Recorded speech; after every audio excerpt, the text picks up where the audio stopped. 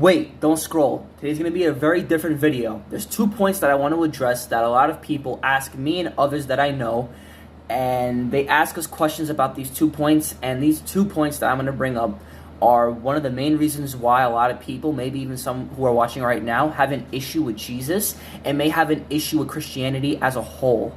So stick around and let's talk about it. Okay, so first question that I usually get is, if Jesus Christ truly loved us, why did he give us free will? Why did he give us the option of sinning? Why didn't he just make us only want to do good and therefore only do good, and that way nobody goes to hell? I often get people saying it seems like God doesn't really care since he gave us the option of good and evil. Now, first point, love is not forced. Jesus Christ preached that he loved us more than he loved himself. He died on a cross for us and then rose again. Okay? So Jesus Christ openly loves us. But you must understand something. Because of Jesus Christ's immense love for us, he gave us free will. He gave us the option. He gave us the freedom to choose between him and what we want to do. Now, some people might say that that seems kind of contrary. It is the exact opposite. If God did not love us, he wouldn't give us free will. He would have put a chain around our neck and said, "You obey me." That's not love. That's forced. And love that is forced is not real. That's the first point. Second point. A lot of times people say, why does God let evil things happen? Sickness, death, robbery, rape. You have to understand something.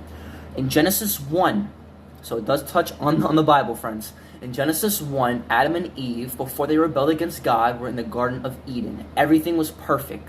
You hear God saying, "When I created man, it was good. Animal, it was good." Right? The revelation of what God said when he was creating the earth on the 6 days. You see, after Adam and Eve rebelled, everything went downhill. Because they rebelled against God. They pretty much gave God the finger and they said, "We're going to rebel." Now, similarly to how if you have unprotected sex and you get a girl pregnant, there is a child. That's a direct product from what you just did. Or if you do drugs and then you use a needle that's dirty and then you get AIDS, that's a direct result of something that you did. But notice how it's a event and an action that is a sin. It is rebelling against God.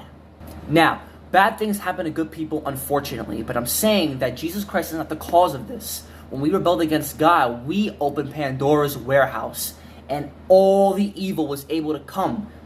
That's why Jesus had to die for us, to wash us clean, to say there's a do-over.